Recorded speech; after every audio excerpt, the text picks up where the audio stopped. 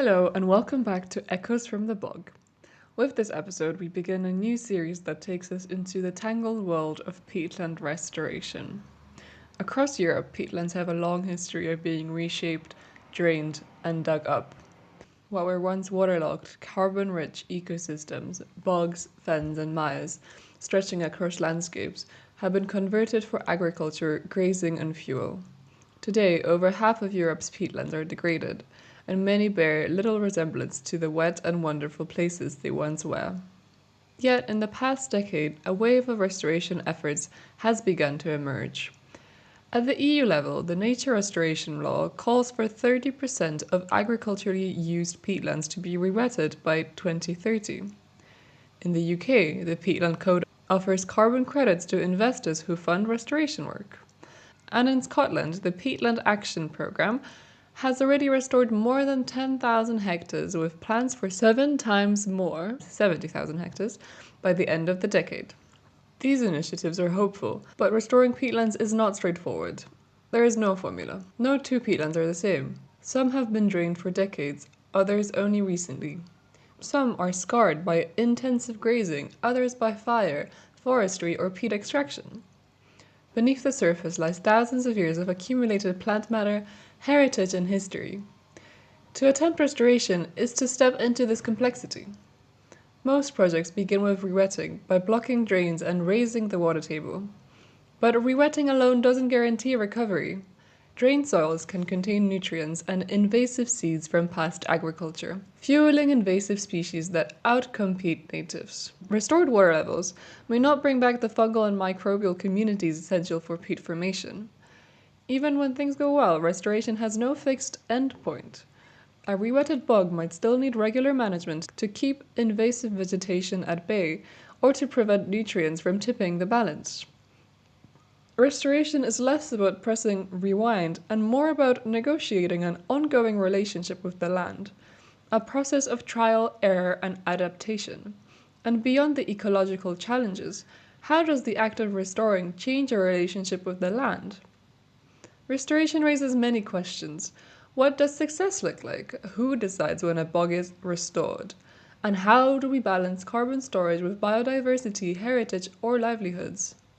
In this series, we'll explore these questions from different angles: the ecological, the legal, the financial, and communal. Together, these perspectives reveal that peatland restoration is not a single story but many. And to understand it, we have to listen carefully to the whispers from the bog. Today, we will talk to 3 experts on different aspects of peatland restoration. To begin, Garance Wood-Mullen will discuss how restoration is financed, diving deeper into the UK's Peatland Code. Then, Matilda Ficini from Wetlands International will give us an introduction to European policy on restoration. To wrap it up, Frankie Tugg will tell us about what restoration means within RE-PEAT and the Restoration Academy project. Interview with Garance. You've worked closely with the Peatland Code and carbon markets. Can you explain how the Peatland Code differs from other carbon credit systems? What makes a carbon credit from a peatland project trustworthy or effective in your view? Peatlands are areas of land supported by an in situ, naturally accumulated layer of peat. Peat soils are often formed over long timescales from carbon-rich, dead and decaying plant materials under waterlogged conditions. In their natural state, peatlands build up carbon at a rate of about 1 millimetre per year, making them exceptional long-term carbon stores. Unfortunately, however, the majority of our peatlands in the UK are no longer storing or sequestering carbon, and the funding required to restore them is often seen as a big barrier. This is where a mechanism like the Peatland Code is so key. The Peatland Code is the only UK government-backed domestic voluntary carbon market standard specifically for peatland restoration. Launched in 2015, it plays a pivotal role in the fight against climate change by providing a credible mechanism to support and scale peatland restoration. It's underpinned by peer-reviewed methodologies, a robust validation and verification process, and science-led. A trustworthy peatland carbon credit comes down to 3 things: additionality, permanence, and integrity. The code ensures that the projects wouldn't happen without the carbon finance. That's the additionality. that the carbon benefits are long-term and the emission reductions are based on science, now aligned with the UK greenhouse gas inventory. Crucially, the code requires independent validation and verification by accredited third-party bodies. This builds confidence for buyers and ensures transparency, and it protects the reputation of the market and building that high integrity. This helps ensure that credits issued under the peatland codes reflects a real, measurable emission reduction. From your perspective, what are the current trends in how peatland restoration is being financed? Are we seeing a shift in who's paying and why? Yes, there's definitely a shift happening. I think traditionally peatland restoration was largely funded through previous kind of land management agreements or public grants. But now we're really seeing the growing role and need for blended private finance models, where public funding and private funding through the sale of credits in the voluntary carbon market can help then fund the restoration that's taking place. And we're also seeing that many companies are looking to invest in quite big nature-based solution projects as part of their net zero strategies, and peatlands are starting to gain the recognition for the benefits and the amazing things that they can do for climate and nature. So it's really no longer just about offsetting their emissions, but it's also about the kind of responsibility and reputation for a company's perspective. And the investors are looking in a lot more detail for projects that can deliver that. And the fantastic thing about the peatland code is that the credits that are issued it's not just carbon, it's the associated benefits that come with the emission reductions, such as improved water quality and biodiversity. So it's really so much more than just the emission reductions. Restoration is often marketed as a win-win, good for the planet and for business. But do you think the branding and communication around peatland restoration actually help the cause? Or are there risks in how it's being framed to the public and investors? I think that's quite a difficult question. In one hand, it's a bit of a double-edged sword. So one side of it, you've got the branding of peatland restoration in terms of climate benefit. That's so powerful, and it helps really bring new audiences and attract that funding and kind of build momentum, which we really need in the peatland community. And so framing it as good for the planet and for businesses, that really does appeal to a lot of investors and businesses, especially in the private sector. But I think we need to be really cautious that the communication is honest, nuanced, and grounded in science, as there's a danger of oversimplifying. I think the messaging could very easily get into that kind of greenwashing space. So it is a bit nuanced in a way. And so peatland restoration, I mean, the beauty of it is it's quite complex. And it does also require quite a lot of long-term work. Some of our projects are 100 years long. So it doesn't really fit quite neatly into those short, snappy marketing campaign or short-term kind of carbon targets. And I think there's also a bigger thing that we can't really ignore is the real concerns that for some communities, it is a worry. Peatland restoration could mean the loss of their income or loss of their job as there's a change to the land use. So there will be certain trade-offs in the need for restoration in the UK, and I don't think that should be kind of glossed over. I think there needs to be a real acknowledgement of that and a roadmap on how we, I think that's part of a wider conversation of how we ensure that those people are not left behind and not excluded from that conversation. So that's one side of it. And the other thing is to not just focus on the carbon. As I mentioned earlier, peatlands are so much more than just carbon. They're biodiversity rich and they have such a wide cultural heritage and play a real vital role sometimes in the community. And so when we do celebrate and talk about peatlands, we really need to be talking about all of the things that they do, and then also say how complex they are and challenging they might be, and not be afraid to say that they're challenging. And lastly, I think it's really important that the local communities and land managers are part of the story and that they are included in the communication and the branding of peatland restoration, because they're the best people to talk about the wonders of peatlands and how really beneficial they are for meeting our net zero targets, but also just for us as people. We've done a lot of work in the code and the program around that celebration of peatlands, people and nature, and that link. And we have to remember that these are places of cultural value sometimes.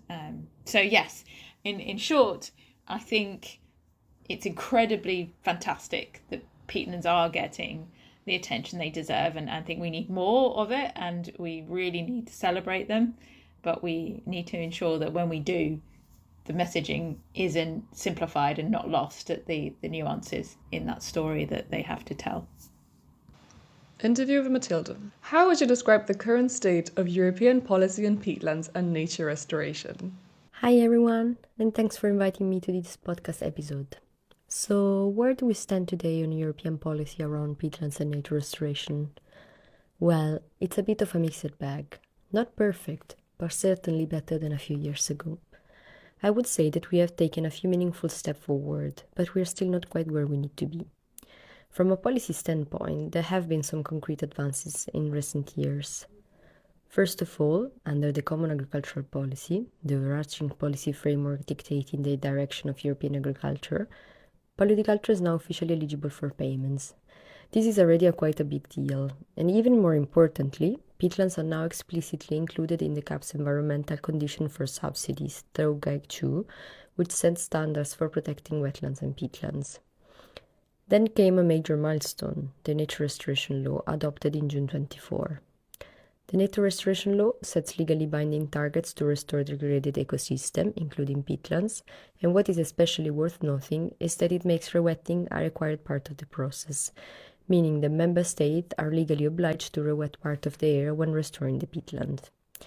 This law is a real game changer, as it shifts the conversation from should we restore nature to we have to restore nature, and it puts peatland right at the center of Europe's strategy to tackle biodiversity loss and climate change.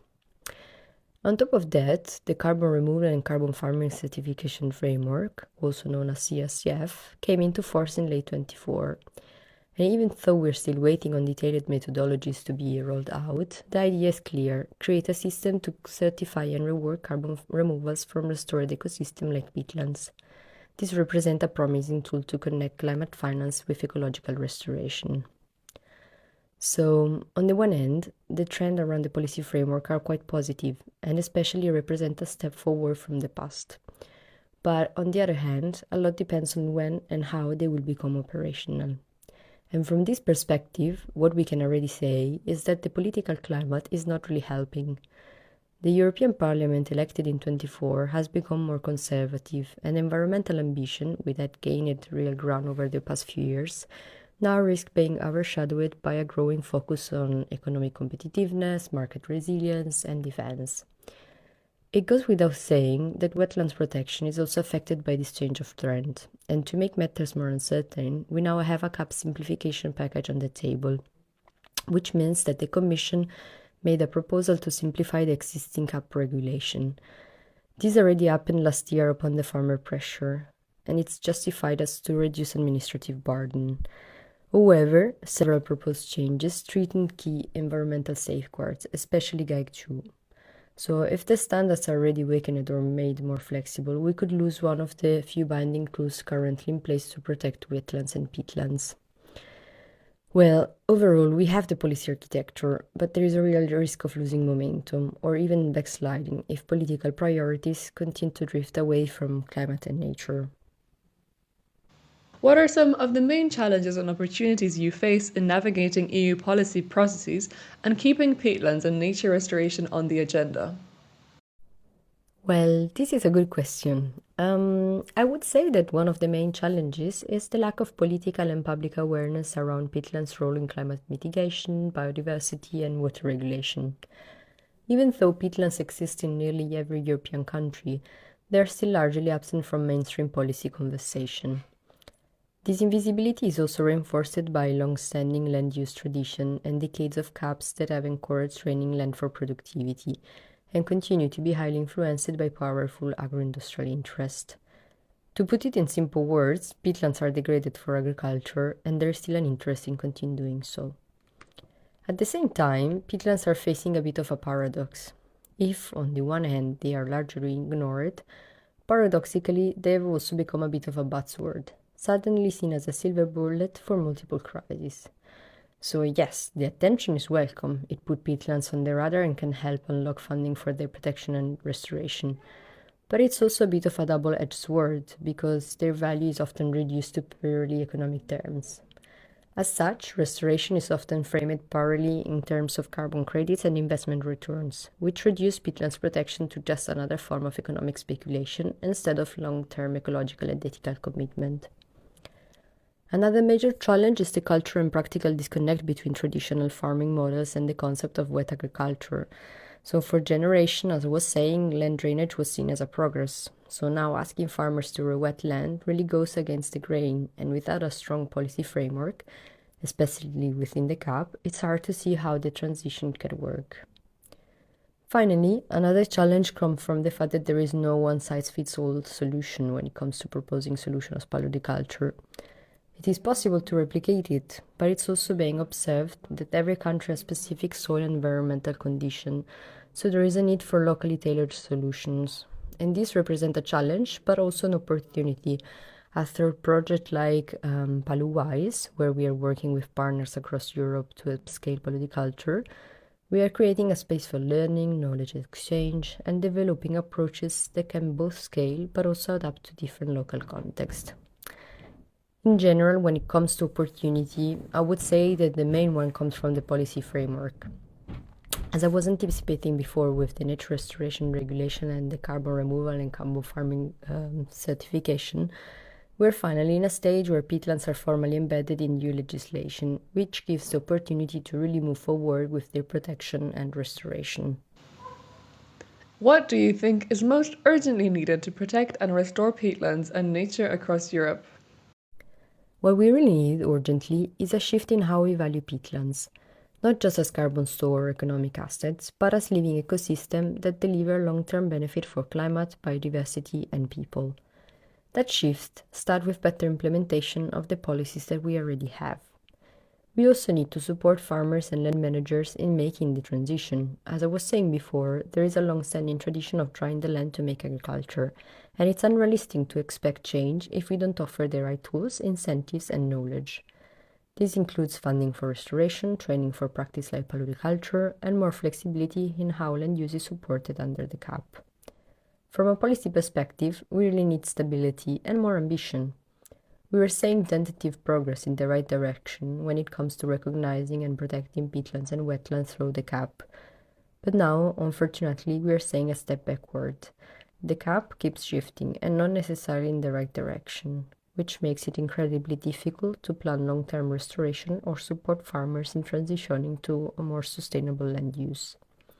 If we're serious about meeting climate and biodiversity targets, peatlands protection can't be a side note. It has to be built into the core of our agriculture and land use policies. And finally, we need to keep challenging the dominant narrative that protecting nature is a cost or a burden. In reality, restoring peatlands is one of the smartest investments that we can make for our planet to survive. Interview with Frankie. Peatland restoration is a nuanced topic. On what level does RE-PEAT engage with it, and why is it still valuable to do so? Why is peatland restoration such a nuanced topic? Well, one of the special things about peatlands is how diverse they are. They form in mountain crevices and along valleys. They creep up behind coastlines and under ice sheets. They can be found on plateaus or hidden inside dense rainforests. These wetlands are sustained with rainwater, river water, lake water, snow melt, and hold a variety of nutrients, microbes, and acidity levels. These peaty pockets of earth can range from just a few square meters to millions of hectares. And as they form through time, they're shaped and reshaped by the fluctuations of climates and living systems. On top of all these biophysical differences, what makes a lot of peatlands distinct is their social and political relationships. For some, like those buried underneath cities like London, these relationships have not just degraded them but totally demolished them. For others, who've experienced generations of drainage and extraction, their identity is still heavily shaped by human culture. Basically, my point is, peatlands are not just one thing. They are hard to define, and this means that peatland restoration is also hard to define. Nonetheless, if we're serious about meeting the goals set out in the Paris Agreement and reducing our rapidly warming climate, around 500 million hectares of peatlands need to be restored over the next few years. This is a massive undertaking. This will require hydrologists, biogeochemists, farmers, land managers, community groups, and everyone in between to pull up their socks and start getting to know their local peatlands. But the question is, how to get all these people to pull up their socks? How to create millions of hectares of commitment between people and peatlands? This is where I think RE-PEAT comes in. If we imagine this whole situation like a giant puzzle, our role is to first tell people there's a puzzle going on, then get them excited enough about the puzzle that they start turning over pieces. When they inevitably start feeling overwhelmed by how difficult the puzzle is, we then connect them with someone else who's also working on another part so they can swap pieces and work together. In other words, I feel like we exist as a group to help people pull up their socks and get sucked into the peatland puzzle. What does restoration mean to you personally, and how has that meaning evolved through your work with RE-PEAT? To me, restoration means believing in a better future. It's an active process of working on an area to leave it better than you found it. Better is of course subjective and political, but I understand it as creating a stronger, more resilient and beautiful system. Restoration can be on an ecosystem level, but it could also be on a social or personal level. Over the past 5 years, we've especially encouraged young people to get involved with this Peatland Challenge. We found that the process of exploring and co-creating these kinds of stories and histories not only supports this kind of ecosystem, but also offers young people a sense of perspective and purpose in a world that's becoming increasingly destabilised. What are some non-traditional approaches to restoration or alternative ways of understanding what restoration can be? For the last 2 years, I've been working on the Restoration Academy project, which is all about creating youth-led ecosystem restoration camps. These camps are spaces where young people can come together and learn in a hands-on way about how the ecosystem functions. Although at some point I started worrying, wow, this is a lot of organising for just a few days. But then when the camp happened, I saw how much impact that it can actually have. At the last camp in the Netherlands, there was this 17-year-old Slovakian boy who was studying to be a police officer. After the camp, he told one of the organisers he was thinking how to become a police officer for nature rather than humans, which just goes to show that a camp of just a few days can really have a massive influence on our sense of self and our role in society. Now that was the end of this first introduction to our restoration series. You can look forward to the next episode on how restoration connects with ecology and queer ecology, coming to you very soon. Until next time, keep listening, keep wondering, and keep your ears open for echoes from the bog.